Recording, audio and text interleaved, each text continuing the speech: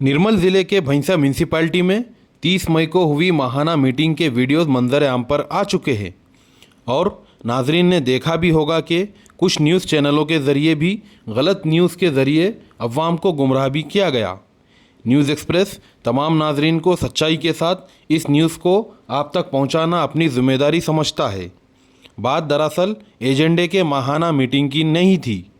उस मीटिंग में municipal chairman Dattu की जानिब से एक टेबल एजेंडा दिया गया था जिसमें भैंसा शहर के मुख्तलिफ सर्वे नंबरात का जिक्र था, जो कि भैंसा शहर की तरक्की और आम आदमी को बिल्डिंग परमिशन के लिए किसी भी किस्म की रिश्वतखोरी से बचाना था। म्यूनसिपाल्टी और भैंसा शहर की तरक्की म्यूनसिपाल्टी के मास्टर प्लान के ज़रिए ही की जाती है, जो कि भैंसा म्यूनसिपल की 10 साला साबिक़ा की करप्ट हुकूमत मास्टर प्लान को लाने में नाकाम रही, जिससे अवाम को करप्शन के ज़रिए अपने घरों के परमिशन लेते हुए देखा गया था।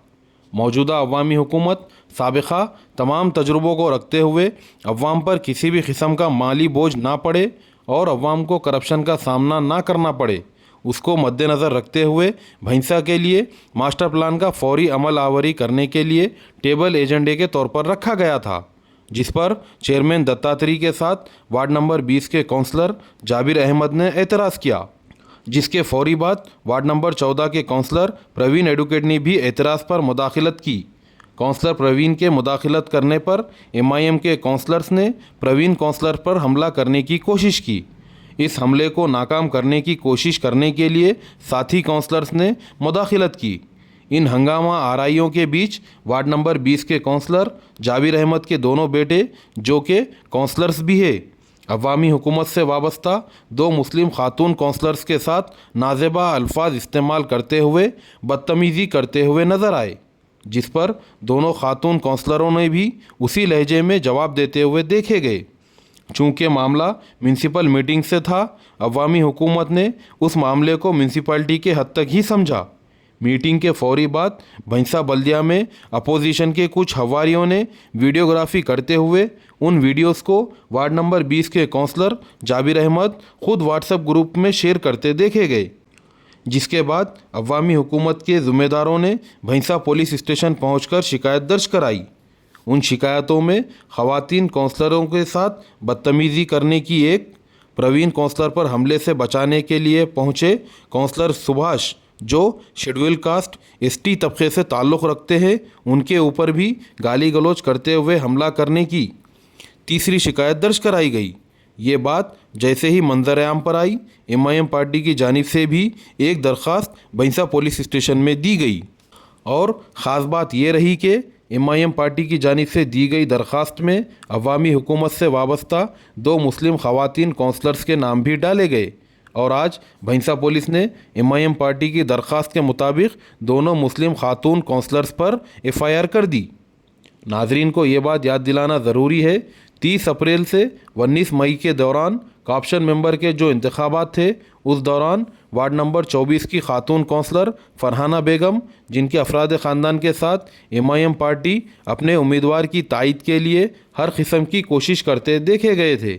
हद तो ये हो गई थी कि मज़हब को भी बीच में लाकर समझाने की कोशिश की गई थी, जिस पर फरहाना बेगम काउंसलर और उनके शौहर सैयद आमिर ने उनकी किसी भी बात को ना सुनते हुए अपने ज़मीर की आवाज़ पर अपने अवामी हुकूमत के उम्मीदवार को कामयाब करते देखे गए, जिसकी बदौलत अवामी हुकूमत के 3 काप्शन मेंबर बआसानी कामयाब हो गए।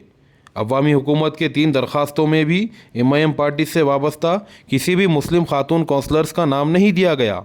हालांकि MIM पार्टी के मुस्लिम खातून काउंसलर्स फरहाना बेगम को निशाना बनाने के लिए उनकी कुर्सी तक पहुंचे थे और उन पर हमला करने की कोशिश भी की गई, जिस पर वाइस चेयरमैन बीबी खुदीजा सिद्दीक़ा साहिबा ने तमाम MIM खातून काउंसलर्स को ढकेलते हुए देखे गए।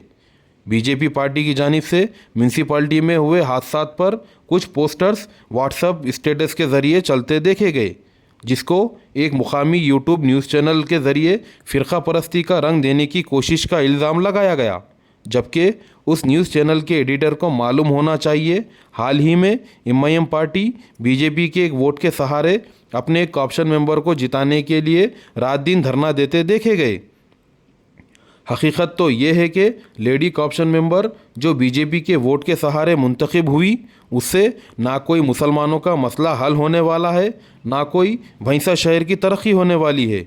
कौन सी मजबूरी में लिया गया फ़ैसला लेने वाले को ही मालूम, मगर बताने की ये कोशिश की गई जो बीजेपी के वोट के सहारे से एक खातून कॉर्पोरेशन मेंबर जिताकर सारे हिंदुस्तानियों के मसले हल कर दिए जैसे खुशियां मनाते देखे गए। और ये न्यूज़ चैनल की क्या मजबूरी रही होगी जो अपनी बेबाकी और हक़ की आवाज़ को इन चीज़ों को सामने लाने में मसलियत पसंदी दिखाते हुए खामोश तमाशाई देखे गए।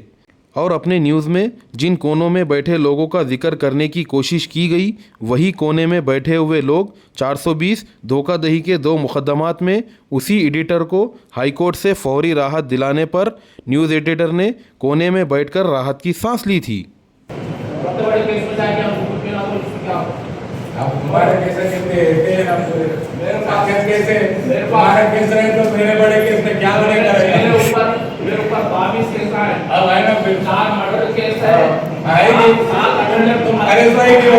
आप करेसवाई क्या? बिल्कुल पुलिस वाले बहुत ज्यादा रेट साहब वो फेल हो गए तो सुना वो आप गेम को कहने के बाद आप खड़े होकर बोलते हो, वैसे नहीं बोलते। पुलिस वालों ऊपर 5 केस बराबर भाई करा करता नहीं, मैं केस और करता अभी 71 साल तुम्हारे ये तो जानू तैयार हम कहीं को जानते हैं, हम भी जेल में जा के आए पूरे 22 के लिए पूरा जेलों में जा के आए। भागते फिरे ना तुम्हारा जेला 2 महीने भागते फिरे या पूरा 22 से लेके दाम है तो आना आएगा चलो जाएंगे। कहाँ जाएंगे? दामाई तो कौन बात फिरे कौन बोल रहे भागते फिरे तो पूरे फोटो नहीं देखे, पूरे प्रोग्राम में फोटो नहीं देखे देखेगा भागते फिरे कैसा बोलते ऐसा बात बराबर रहता है। देखो ऊपर वाला बराबर करता जी, कौन गलती कर रहा कौन बराबर कर रहा सब मालूम होता जी, थोड़ा टाइरो बस होता है। इतना भी देखो तुम कहते भी गलत के केस में नहीं गए। हाँ तुम केस में नहीं गए। तुम जेडी पे नहीं आए, तुम्हारे जब पीरियड में जेडी पे नहीं आए कि तुम हाँ तुम जेडी पे वहाँ नाचते फिरते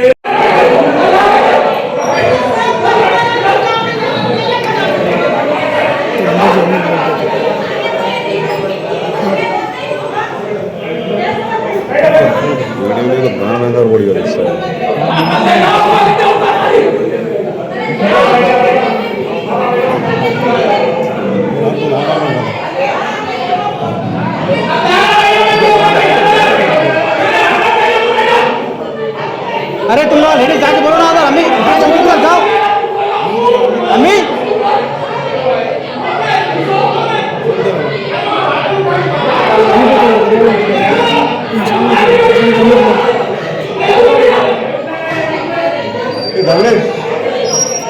इधर दो जाओ बोला जानते जाओ